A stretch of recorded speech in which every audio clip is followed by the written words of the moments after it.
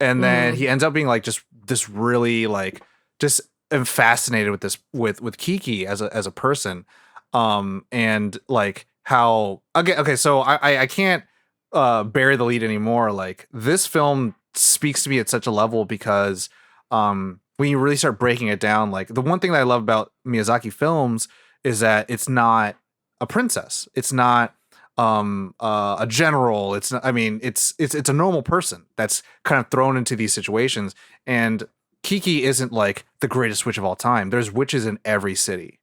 So even as magical as she can fly, she's not even that special to begin with. But like to the way Tombo looks at her and the way Asono looks at her, like she is everything. She is so cool. She has magic. She can fly. And Kiki doubts herself, right? And the why it resonates with me so much because it is almost a perfect, if not, it's a 1 degree away from being the story of an artist or creator who moves out to the city. And at the very beginning it sets it all up where it's like she's listening to the radio. It's like, you're special, you're planning something special tonight, might be the night, and it's early, it's a month early, and everyone's like, I thought you were going to move next month. And she's like, no, this is going to be maybe the best thing I could do. What happens? It starts raining like when she leaves. And what happens before that? She like sees someone who's completed their journey.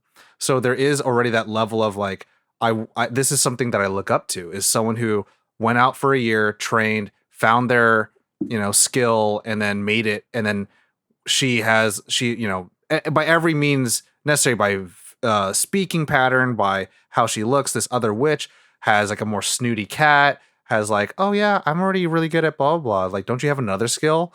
And Kiki again starts to doubt herself, and then she goes into a big city. That's where her home city is. So there's a lot of envy that goes in. But Kiki's journey kind of resembles again like that facet of like what happens when you take your creative passion and turn it into a job. Well, even the painter, Ursula, in the forest, when Kiki has lost her power, as far as we know, and she's visiting Ursula, and they're out in the forest, and she's talking about a time that she doubted her painting ability, and it's like she didn't know how to do it for a long time. And it's like, as an artist myself, it's like I've had those moments where you just like, there's been times when I've been on stage and these are songs that I have written, and like the doubt creeps in and you're like, I have no idea, what is this thing that I'm holding? This is a guitar? Interesting. Oh no. But yeah, like and she it's like it's the comparable to creative burnout. You just you work so hard and you're trying to do this thing and you get lost in it, and you meet these people and things are going well and the world is pulling you in both directions at the same time. And one day it's a bad day, so it's a day that's worse than the other ones, and it throws you for a spin, and then you kind of lose that feeling, that love and feeling, right? And it's like what Ursula says, sometimes you need to go out and recharge and reset. And I think that's something that a lot of people who are struggling with their creative endeavors worry about, is like, I don't want to be burnt out. I don't want to be a burnout. Well, it's like, well, you are going to burn yourself out. Yeah. And burnout is okay. And sometimes you have happen. to do something completely different just to get your mind like centered. Go ahead. I was just going to say, we talked in an update a couple of weeks about that I have this secret skill of unicycling. And what I always used to do, like when I would practice, you practice a lot, but then I would take like a week off. But then you come back and it's like you were practicing. It's like your body was like, hey, we got this. And like when you take some time off, I don't know. There was a point. Yeah, you recenter yourself. Yeah. It's like you can only do something for so long before you've done it too much.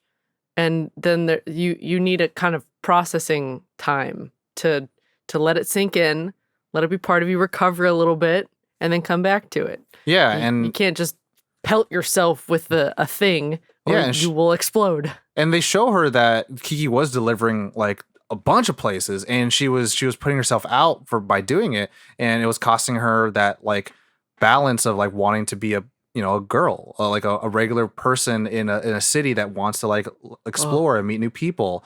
And like she resets by going out into nature and kind of reattunes herself to being like, what is flying to you? What is your, what is your power? What is the thing that makes you special to yourself? What is that to you? And I love that, like, the power comes back to her, not because like, oh, and I'll go save someone, not like a superhero kind of thing, but more like because it's what I do. It's like flying is what I do. It's not like a job for me, but it's something that is part of me.